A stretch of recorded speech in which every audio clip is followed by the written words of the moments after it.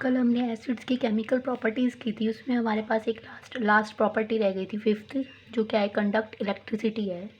कि जितने भी एसिड्स होते हैं वो सारे इलेक्ट्रिसिटी को कंडक्ट करते हैं। कैसे? मान लिया मैंने एक बीकर ले लिया, बीकर के अंदर मैं वाटर ले लूँ या किसी भी एसिड का मैं एक्वस सॉल्यूशन ले लूँ, एक्वस सॉल्यूशन किसी भी एसिड का।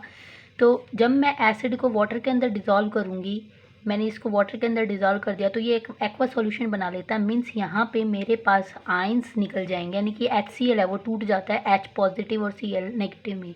और आपको पता है जितने भी आयंस हैं वो सारे इलेक्ट्रिसिटी कैरियर करने में हेल्पफुल होते हैं, यानी कि कंडक्ट इलेक्ट्रिसिटी करती हैं। तो जितने भी एसिड्स होते हैं उनका जो एक्वा सॉल्यूशन होता है वो सारे के सारे इलेक्ट्रिसिटी को कंडक्ट करती हैं। उसके बाद अपने पास आता है बेसिस। अब हम पढ़ेंगे बेसिस की इलेक्ट्रिसिटी क्या हो, बेसिस की केमिकल प्रॉपर्टीज़ क्या होती हैं। तो जो बेसिस होते हैं उसके बारे में हमने पढ़ा था कि वो रेड लिटमस को ब्लू में कन्वर्ट कर देते हैं। तो मेरे पास आता है एक्शन विद इंडिकेटर। इसकी सबसे पहली केमिकल प्रॉपर्टी है बेसिस की एक्शन विद इंडिकेटर।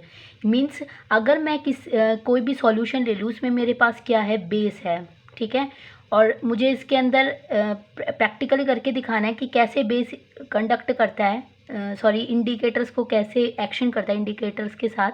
तो मैं इस बेस के अंदर मैं रेड लिटमस डाल देती हूँ, उसकी कुछ ड्रॉप्स डाल देती हूँ यहाँ पे। जैसे ही मैं उसके अंदर 2 ड्रॉप डालूंगी इसके अंदर, तो वो जो पूरा सॉल्यूशन है वो किस में कन्वर्ट हो जाता है, ब्लू में। यानी कि जो बेसिस होते हैं वो लिटमस को, रेड लिटमस को किस में कन्वर्ट कर देते हैं, रेड लिटमस को ब्लू में कन्वर्ट कर देते हैं।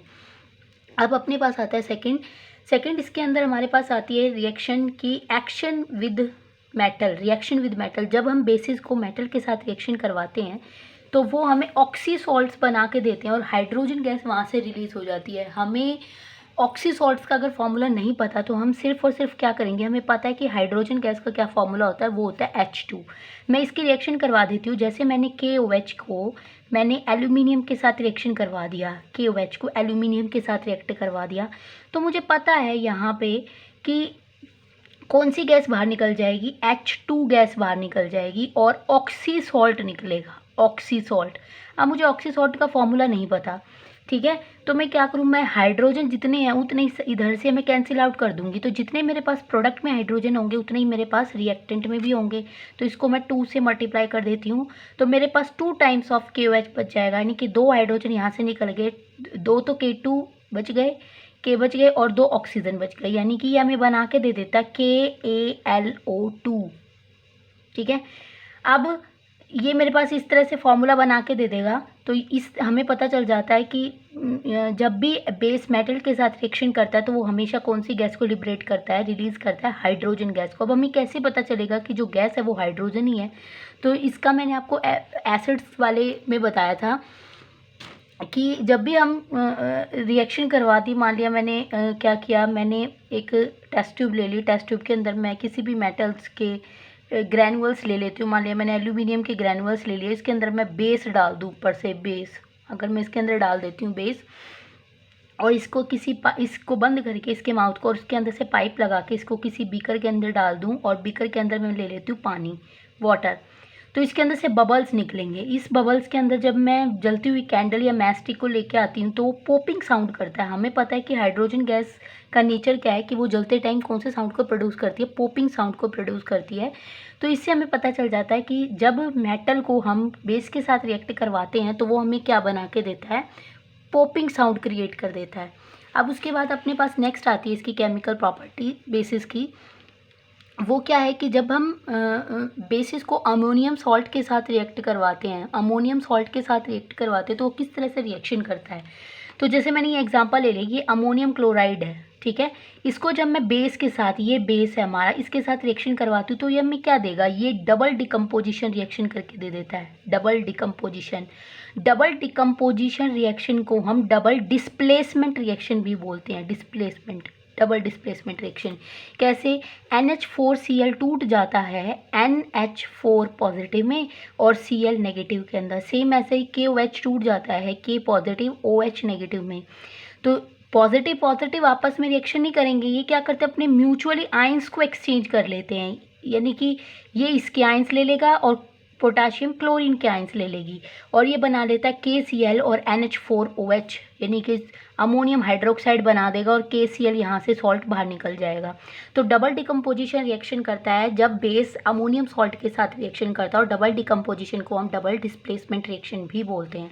सेम ऐसे ये भी रिएक्शन होगी कि NaOH टूट जाता है Na पॉजिटिव में, OH नेगेटिव में, और NH4 पॉजिटिव Cl नेगेटिव में अमोनियम क्लोराइड टूट जाता है। ये इसके आयंस को एक्सचेंज कर लेता है और ये इसके आयंस को, और ये बना देगा NH4OH और NaCl। अब अपने पास नेक्स्ट आती है इसकी नेक्स्ट प्रॉपर्टी आती है chemical property action with acids.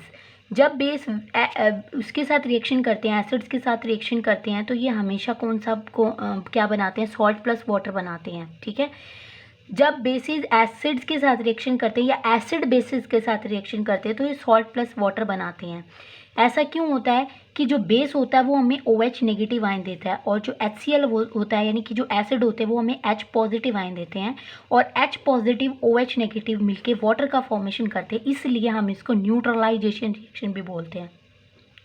Neutralisation reaction भी बोलते हैं। कौन सी रिएक्शन को, एसिड प्लस बेस के साथ जो भी रिएक्शन होती है उसको हम न्यूट्रलाइजेशन रिएक्शन भी बोलते हैं। क्यों?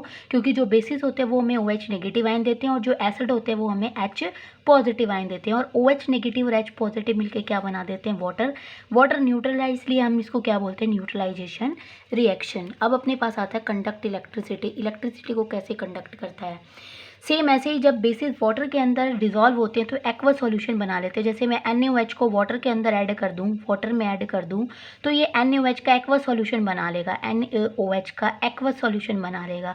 एक्वा सॉल्यूशन यानी कि जब बेसिस को वाटर में ऐड करेंगे तो ये आयंस के अंदर टूट जाते हैं, Na पॉजिटिव और OH नेगेटिव में, और जितने भी आयंस होते हैं वो सारी इलेक्ट्रिसिटी को कैरी करने के लिए हेल्पफुल होते हैं, यानी कि इलेक्ट्रिसिटी को कंडक्ट करते हैं। तो जितने भी बेसिस होते हैं उनका एक्वा सॉल्यूशन हमेशा इलेक्ट्रिसिटी को कंडक्ट करता है। उसके बाद अपने पास नेक्स्ट आता है सॉल्ट। सॉल्ट क्या होता है? हमने पढ़ा है अभी अभी ऊपर, हमने न्यूट्रलाइजेशन रिएक्शन पढ़ी है, उसमें हमने क्या पढ़ा है कि जब एसिड और बेस आपस में मिलते हैं तो सॉल्ट प्लस वाटर बनाते हैं, और इस रिएक्शन को हम न्यूट्रलाइजेशन रिएक्शन भी बोलते हैं। ठीक है, तो salts are formed when acids reacts with bases. Salts तब बनते हैं जब एसिड किसके साथ रिएक्ट करता है, बेस के साथ, या फिर बेस किसके साथ रिएक्ट करता है, एसिड के साथ। तो यहाँ पे हमने एग्जांपल ले लिया, जैसे NaCl HCl NaOH के साथ, यानी कि एसिड बेस के साथ करता है, तो NaCl सॉल्ट प्लस वाटर बना लेता है, और इस रिएक्शन को हम न्यूट्रलाइजेशन रिएक्शन बोलते हैं। अभी अभी मैंने आपको ऊपर बताया था। क्यों? क्योंकि जो बेस होते हैं वो हमें OH नेगेटिव देते हैं, और जो एसिड होते हैं वो हमें H पॉजिटिव देते हैं। OH नेगेटिव और H पॉजिटिव मिलकर हमेशा वाटर का फॉर्मेशन करते हैं, और इसलिए इस रिएक्शन को हम क्या बोलते हैं, न्यूट्रलाइजेशन रिएक्शन। ठीक है, अब अपने पास नेक्स्ट आता है कि नेचर ऑफ सॉल्ट। सॉल्ट के कितने तरह के नेचर होते हैं? सॉल्ट के हमारे पास 3 तरह से नेचर होते हैं, 3 तरह के नेचर होते हैं। या तो सॉल्ट हमारे पास एसिडिक होगा, या सॉल्ट हमारे पास बेसिक होगा, या फिर सॉल्ट हमारे पास कैसा होगा, न्यूट्रल होगा। ठीक है, अब सॉल्ट हमारे पास एसिडिक कैसे होता है? अगर मैं स्ट्रॉन्ग एसिड को, स्ट्रॉन्ग को मैं एस से डिनोट कर रही हूँ, वीक को मैं W से डिनोट करूँगी। ठीक है, एसिड को मैं A से डिनोट करूँगी, और बेस को मैं B से डिनोट करूँगी। जब मैं स्ट्रॉन्ग एसिड को वीक बेस के साथ करवाती हूँ तो हमें ये तो पता है कि एसिड और बेस मिलके सॉल्ट प्लस वाटर तो बनाते हैं, सॉल्ट प्लस वाटर तो बनाएंगे ही बनाएंगे, लेकिन सॉल्ट का जो नेचर है वो ज़्यादा एसिडिक हो जाएगा। क्यों? क्योंकि जो एसिड है वो कैसा था, स्ट्रॉन्ग था। अगर एसिड स्ट्रॉन्ग है तो सॉल्ट का नेचर कैसा होगा, एसिडिक होगा। ठीक है, सेकंड, बेसिक सॉल्ट कैसे बनते हैं? जब मैं वीक तो एसिड ले लूँ और स्ट्रॉन्ग क्या ले लूँ, बेस ले लूँ। उस केस में हमें ये पता है कि एसिड और बेस मिलके सॉल्ट प्लस वाटर तो बनाते हैं, सॉल्ट प्लस वाटर तो बनेगा ही बनेगा, सिर्फ और सिर्फ सॉल्ट का नेचर चेंज हो जाएगा। और यहाँ पे जो सॉल्ट है उसकी pH वैल्यू कैसी होगी, बेसिक होगी। क्यों? क्योंकि इस केस में हमने बेस को क्या लिया है, स्ट्रॉन्ग लिया है। इस तरह से सॉल्ट हमारे पास एसिडिक हो जाता है और बेसिक हो जाता है। अब सॉल्ट हमारे पास न्यूट्रल कब होगा? सॉल्ट न्यूट्रल तब होता है जब मैं दोनों ही, या तो स्ट्रॉन्ग ले लूँ, एसिड भी स्ट्रॉन्ग ले लूँ और मैं बेस भी स्ट्रॉन्ग ले लूँ। उस केस में मेरे पास सॉल्ट प्लस वाटर तो बनेगा ही बनेगा, क्योंकि एसिड और बेस मिलकर सॉल्ट प्लस वाटर तो बनाते हैं। तो सिर्फ सॉल्ट का नेचर चेंज हो जाता है। अगर दोनों ही स्ट्रॉन्ग है तो हमारे पास जो सॉल्ट है वो कैसा होगा, न्यूट्रल होगा, यानी कि उसकी pH वैल्यू कितनी होगी, 7 होगी। ठीक है, अब अगर मैं दोनों को ही क्या ले लूँ, वीक ले लूँ, एसिड को भी वीक ले लूँ और मैं बेस को भी वीक ले लूँ, उस केस में भी हमारे पास सॉल्ट प्लस वाटर तो बनना ही बनना है, क्योंकि एसिड प्लस बेस मिल रहे हैं। तो सिर्फ सॉल्ट का नेचर चेंज हो जाएगा और ये भी हमारे पास कैसे बन के आएगा, न्यूट्रल बन के आएगा। ठीक है, तो हमारे पास यहाँ पे सॉल्ट का नेचर बताया है, 3 तरह का होता है, एक तो एसिडिक होता है, एक बेसिक होता है और न्यूट्रल होता है। एसिडिक तब होगा जब हम स्ट्रॉन्ग एसिड को वीक बेस के साथ करवा दें। बेसिक कब होगा, जब हम वीक एसिड को स्ट्रॉन्ग बेस के साथ करवा दें। और न्यूट्रल कब होता है, जब हम क्या करें, या तो दोनों ही स्ट्रॉन्ग हो या फिर दोनों ही मेरे पास कैसे हो, वीक हो। अब मेरे पास आता है स्ट्रेंथ ऑफ एसिड। एसिड की और बेस की हम स्ट्रेंथ कैसे पता करते हैं।